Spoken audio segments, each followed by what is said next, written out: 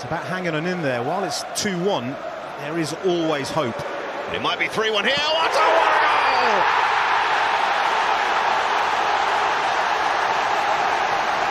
On his league debut. You feel that hope extinguish a little bit. They have been excellent.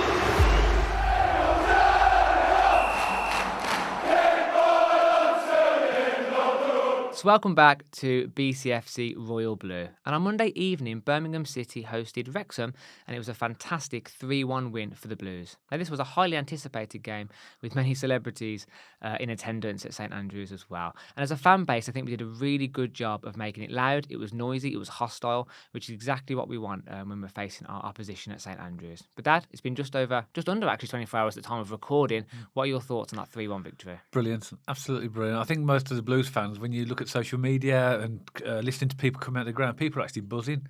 I think it's such a significant game for us because even this might sound, a little bit I want too much. I don't even think we've clicked yet. I think obviously that game was big improvements and there's signs there that the players are really starting in certain areas of the pitch to grow. In terms of knowing what each other are doing. But I still think there's another couple of years to go through yet. That's how frightening that performance was. And we looked really, really good. Great atmosphere, as you said. It was brilliant, wasn't it? It was amazing. Live on Sky TV, completely sold out. It was just amazing. And that keep right on at the beginning, just before the game kicked off, that was spine tingling, that was. It's incredible. It was. I'm not, obviously, I've been going down to watch the Blues many, many years, and that keep right on was right up there with some of the best I've ever heard. It was brilliant. I mean, that was my favourite home game for at least a season or two. That was absolutely amazing, wasn't it? And we've had brilliant moments down the Blues. Even last weekend against Wigan, before the international break when Wright scored that last-minute goal. Yeah. Fantastic moment. Yeah. But last night, time of recording Monday evening, was just amazing. It was electric in there. The atmosphere, just in terms of like around the ground as well, bumping into people, chatting to people. There was a really quite a nervy vibe, but a really positive vibe as well. I think people, were anticipating quite a big and difficult game, weren't they? Yeah, but the game had been hyped up, hadn't it? And a lot of it. And I think Chris Davis, when you look at his post-match interview, he sort of summed it up nicely. Really, he said, the hype is not really my concern. My job is with the players on the pitch, but the hype's going to be the hype, isn't it? And obviously, it's got a lot of publicity for Birmingham City and for Wrexham. By the way, the Wrexham fans, they turned up, sold their full allocation. They contributed to the atmosphere, particularly in the first 20 minutes of that first half. And we can tell that, can't we, how well a club's supported by the pre-match video and how much comments and engagement we get from opposition fans. Yeah. And fair play to the Wrexham fans; they've been pretty engaged. Yeah, they've been brilliant, haven't they? Yeah, they really have, and it's great when we can get engagement like that with fans because some of the clubs, particularly when we was in the Championship, they're not as hostile. Yes, yeah, that's the word I was looking for. That's the polite word I was looking for. Yeah, they can be quite hostile, and but Wrexham fans have been absolutely brilliant, and really love the engagement with them. And look, I'm looking forward to actually the game at their place as well. Yeah, I'm sure they'll do the reverse. They'll make it very hostile for us as well. But I think we'll come on to the match now really, and obviously conceded such an early goal. I think for me, Dad, it was a very nervy 15 minutes, right? 15, 20 minutes at the start of the game. We had a bit of sloppy passing. We kicked it out of play a few times. There was definitely, I felt like the occasion maybe got to the players, or there was a little bit of anxiety there, or a little bit of nerves there. Yeah. But then suddenly, just before the Stansfield goal, about 3 or 4 minutes before the Stansfield goal, we started to build up play. We were passing. Yeah. We were shifting the ball quicker. I think that really hurt Wrexham when we started to speed up our play. Yeah. And then we didn't really relent or give up from there, did we? I mean, we really went at them in that mid to late first half and the second half. And, in terms of possession, we dominated. In terms of just overall performance, apart from that first 15 minutes, I felt like we dominated that game. Yeah, we did, and I think from what I've seen on social media, Wrexham fans have actually been saying that we deserve to win that. The first 15 minutes was all about them. I also felt as well that when we looked at the starting lineup, we raised a few eyebrows, didn't it? Because Iwata was in instead of Leonard, and that turned out to be a masterstroke because he was immense, incredible. I think he's going to be so important for us. I can't believe as well, Matt, that how much we love, and I'm sure Blues fans as well love Mark Leonard. Yeah, he's actually a substitute in our team. And in most he would get into the first starting lineup of most championship teams, not League One. I know. And he's actually on our bench, and he's a great player to bring on, and that shows the strength in depth. But Iwata was a different level. I know. It's capped with the goal as well. Him and Pate just completely controlled the game in the midfield, didn't they? And, you know, we can come to the lineup in a minute and go through the actual team, Dad. But, you know, when I did see Leonard on the bench, me and you kind of looked at each other again and went, oh, he's put Leonard on the bench again. I mean, don't get me wrong, we trust Chris Davis, but he makes such a difference in the team. But Jay Stansfield got the official Birmingham City man of the match, but Iwata was my personal man of the match. I think so as well. It's hard not to give man of the match to somebody who scored 2 goals. But Jay Stansfield played well. He got into the right positions and stuff like that. I'm taking nothing away from Jay Stansfield. Just my personal preference, Iwata was absolutely immense. And, I think so. It wasn't just the goal he scored, and it was a screamer of a goal, and again, we'll come on to that in a little bit. It was his break-up play. It was his link-up play. It was his challenges, moving the ball forward. That's what it was. I think Chris Davis would have known that Wrexham were quite a physical team in terms of that they got bigger players than a lot of our players. He needed a bit of physical presence. Now, Mark Lennon's good, and he's a good physical player, but he hasn't, in terms of Iwata seems a little bit more stocky, so he's got a bit more physical presence there. But his ball distribution was good.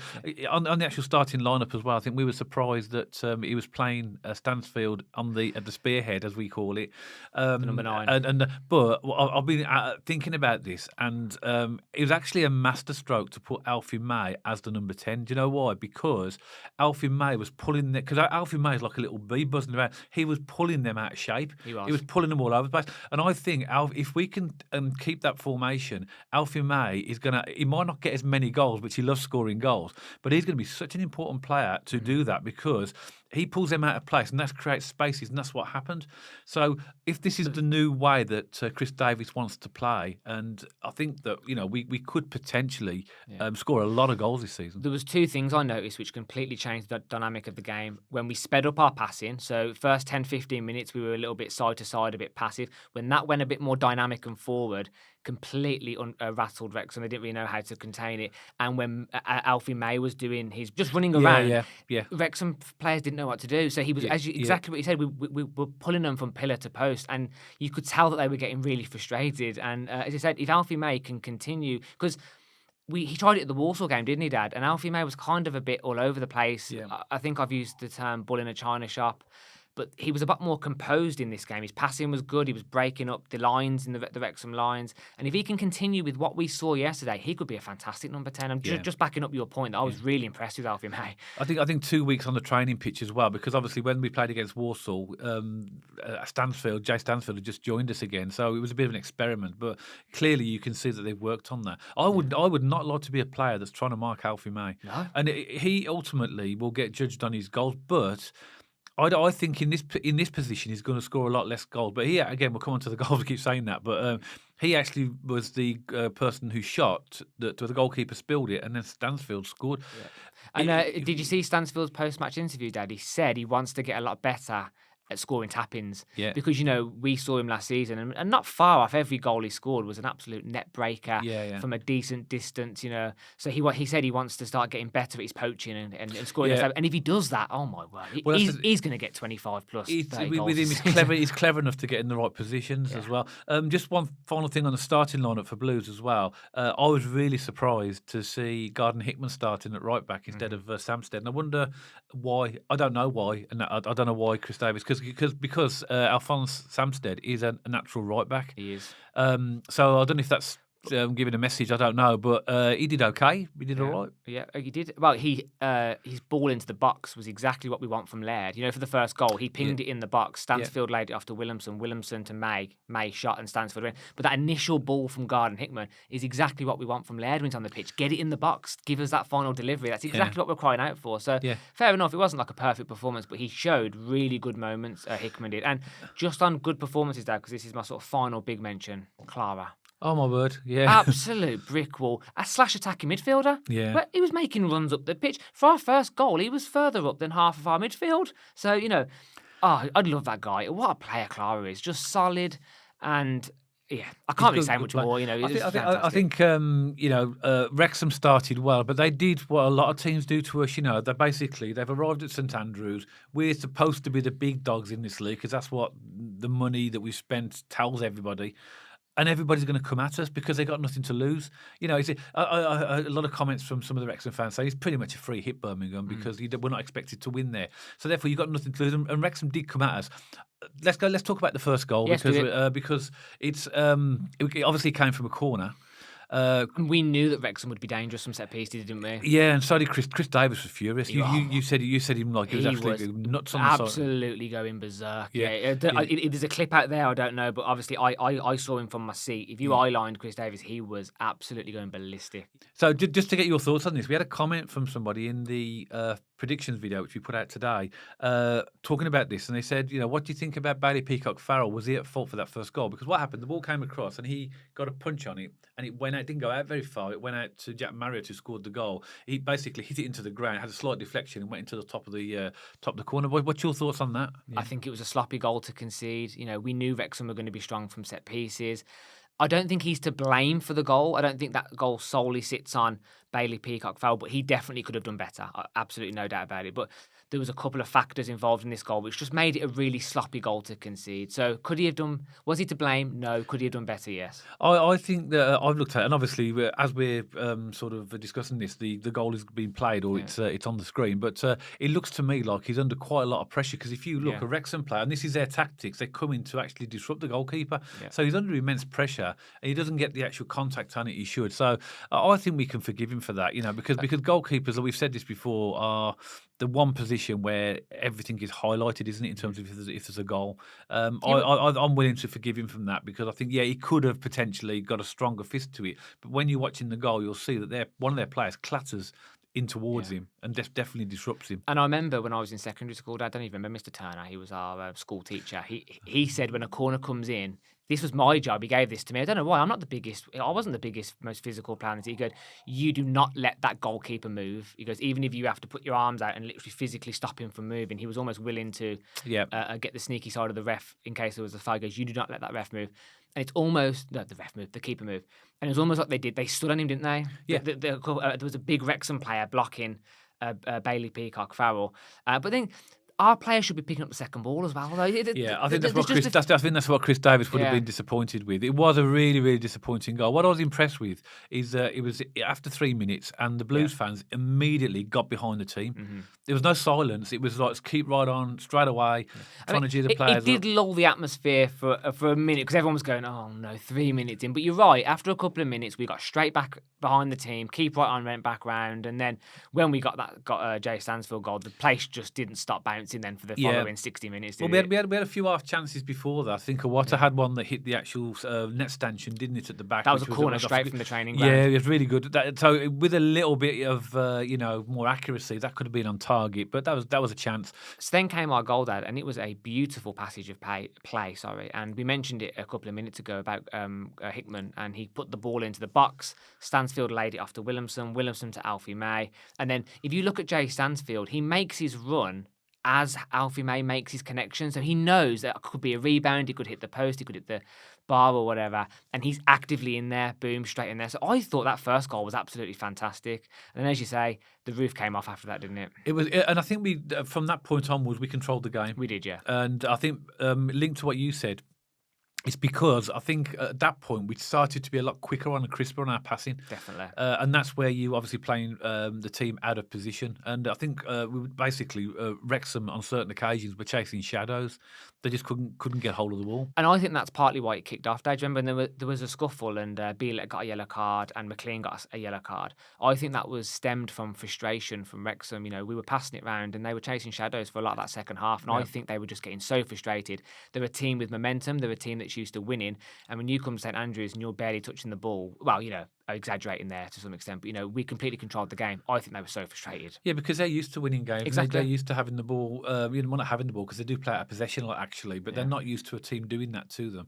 Yeah, we'll come on to that instance in a minute, because let's talk about the Let's do the goals. Second goal now. The second goal. So, Oh, my word. yeah. I've watched this goal about 1,000 times this morning. Yeah, it was good, wasn't that it? ball from Cochrane, absolutely fantastic. Because we can go through the ins and the outs of that goal, but let's all call it what it is, Blues fans. We just want to see that Cochrane cross over and over again. Don't we? What a cross! It sort of just curves. It's just amazing, and he actually put it right on his head. Even I'd have probably scored that, to be honest. But I think he had a little bit to do, didn't he? Because he obviously came in at an angle. He had to put it back across the goalkeeper.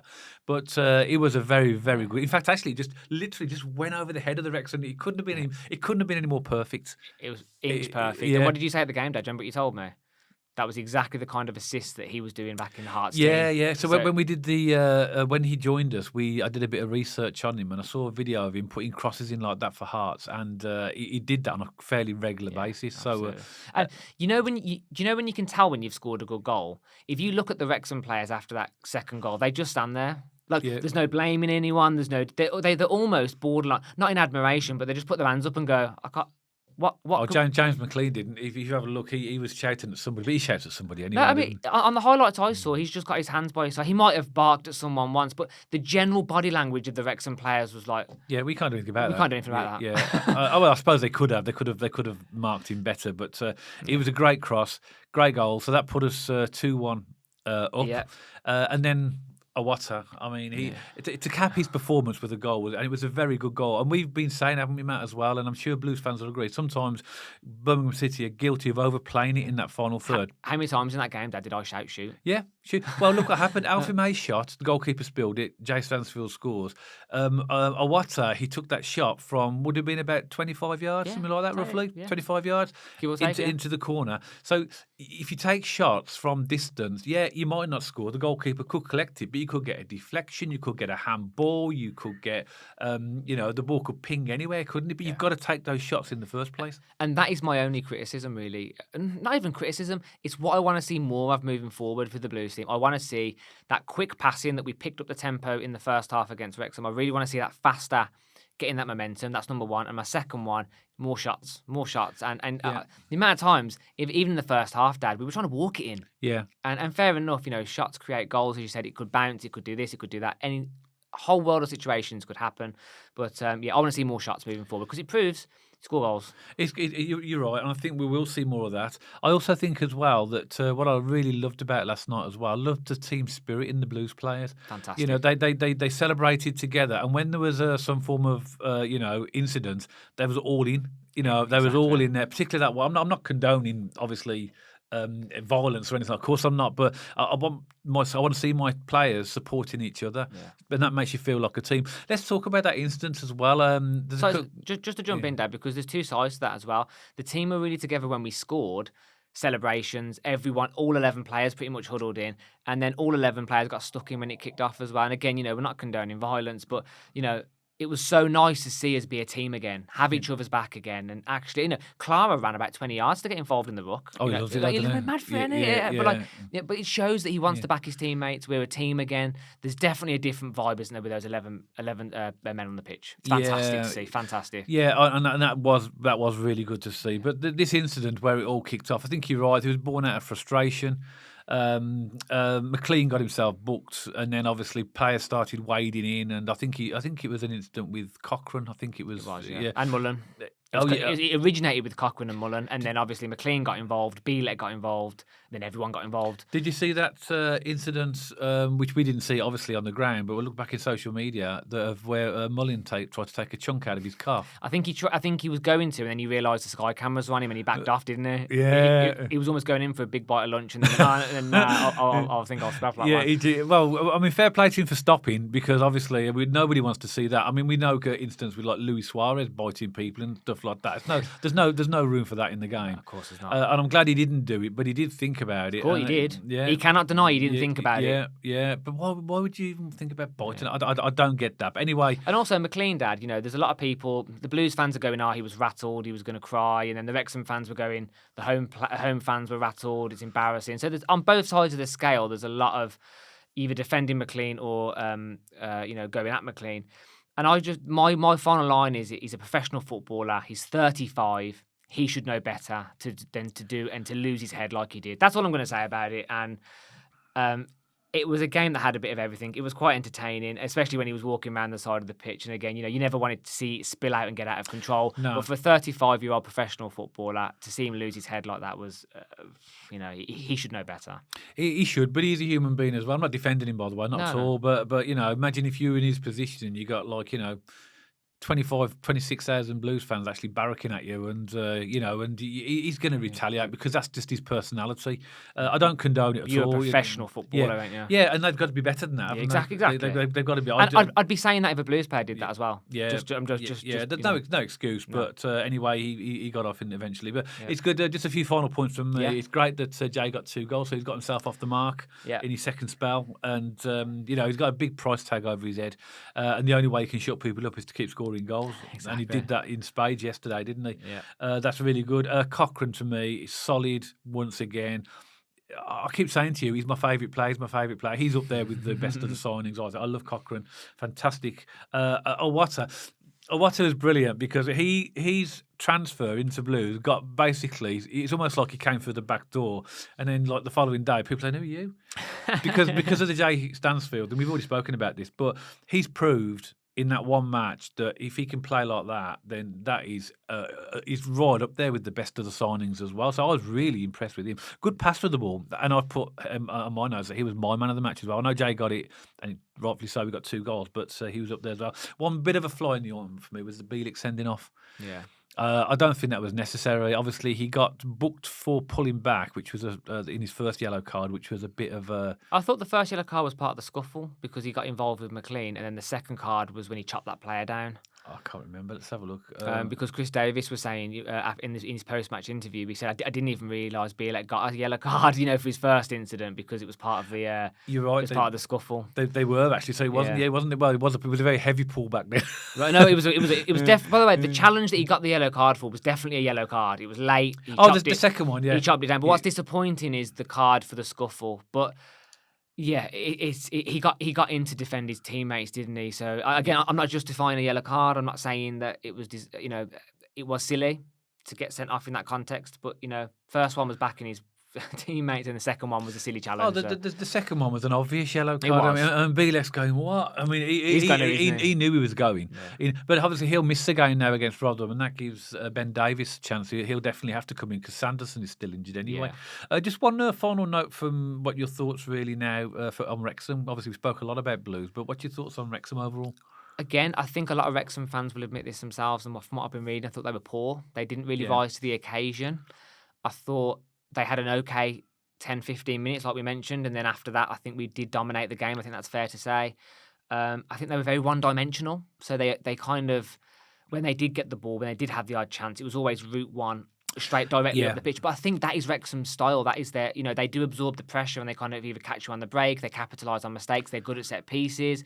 But for me, I was expecting a tougher game than what they gave us. Yeah, and obviously, we are at home, and obviously we're good at home. Obviously, we've got the crowd behind us. But I must admit, I was expecting a little bit more from Wrexham, based upon the confidence that they've got from what they've done over from the back end of last season. And I think I agree. We made them really think, because I don't think their substitutions had any impact. Because I know that Phil Parkinson, who actually is a really decent manager, if you listen to his post-match interviews, he's quite honest about the situation. But he bought off Jack Marriott and Ollie Palmer and replaced them with Stephen Fletcher and Paul Mullin. It's just like for like. So there's nothing going to change there. Okay, they're different strikers, but he hasn't brought on an extra striker and took off a midfield. He hasn't tried to chase the game. So that surprised me. And then because of that, they tried to bypass our midfield. Like, they kept playing long balls. That's so easy to defend against. Especially when you've got Clara and Bielek. Yeah. So they're going to eat everything up in the air. Yeah. So I think maybe that's, they obviously haven't got the depth of squad that we've got, and to make those different options that they've got, and maybe they will have in the future. So I think that was a little bit, like you said, one-dimensional and predictable. That it was easy for us to work out what they were going to do. But overall, I think they're still a decent team. They've got some really good, experienced players in there, and I think they're going to be up there. I don't think they're going to be challenging for the automatics, if I'm really honest. But I think they might make a push for the playoffs.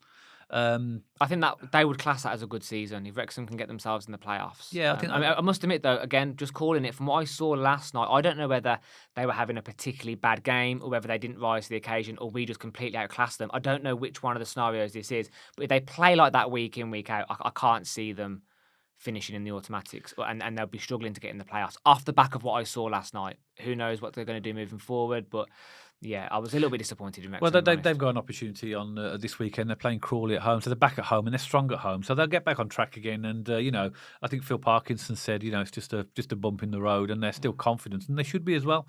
Obviously, apart from the 2 games they play us, the one that we've already had, and I wish them well, and it'd be nice to see them do well this season. But ultimately, we're all about Birmingham City and what we're doing, and I think what I've seen in that game has made me really excited about what we can become. And as I said to you at the very beginning, I think we've still got a few gears to go through yet, because we're not. I'd love to see us keep a clean sheet as well. We've got to keep a clean sheet. I mean, that's an Achilles heel, really, because if you've got a team, and Wrexham could have done this, and fair play they didn't. They scored their goal. They could have easily tried to be compact and just make it difficult for us, but fair play to them, they didn't. But other teams will. If you get, we've seen it before. But with our firepower and our team, we've got the capability of breaking anybody down at the moment, I think. I felt like they sat back a little bit, but that's not because I don't think that was them paying us too much respect. I think that's the Wrexham style. That they sit a little bit deeper in the half. That's the kind of way Wrexham play. They absorb. They do sit back a bit and then they try and catch you on the counter or capitalise on mistakes. But I think that's just the Wrexham way, isn't it? That's their kind of tactic, and that's fine. There's nothing wrong with playing on the back foot. We've been proven under Eustace. You can play on the back foot. It's a a lot of teams play out of possession. Exactly. It's not the end all and be all. We've seen games, Dad. People have won 3-0 with 35% possession. It doesn't matter, does it? Anything else, Dad? Anything final to close off? No, just really happy. I think that obviously to get that win puts us joint top now. We're same points as Wrexham with a game in hand. And, we just need to keep the momentum going. Obviously, we're off to Rotherham this weekend. Looking forward to that as well.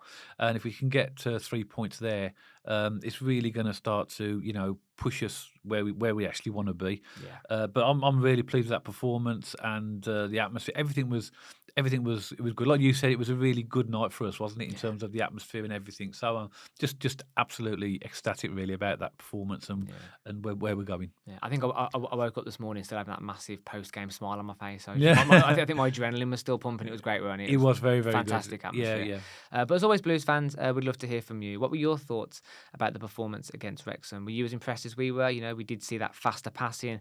We did see some great goals, and as we say, it really was a great atmosphere at St. Andrews. And Wrexham fans, if you've come back for the post-match video, what are your thoughts? Were you disappointed with that performance? Do you think you have another couple of gears to go, or do you think we were the better team on the day there? Please let us know in the comment section below, and me and Dad love getting around to those as quickly as we can. And if you like this video specifically, please don't forget to give us a thumbs up and check us out on our social media channels. We have an X page, we have an Instagram page, and you can also listen to us on Spotify now as well. And if you haven't already, please don't forget to press that big red subscribe button so you don't miss any future content all about Birmingham City. And myself and Dad will see you on the next video.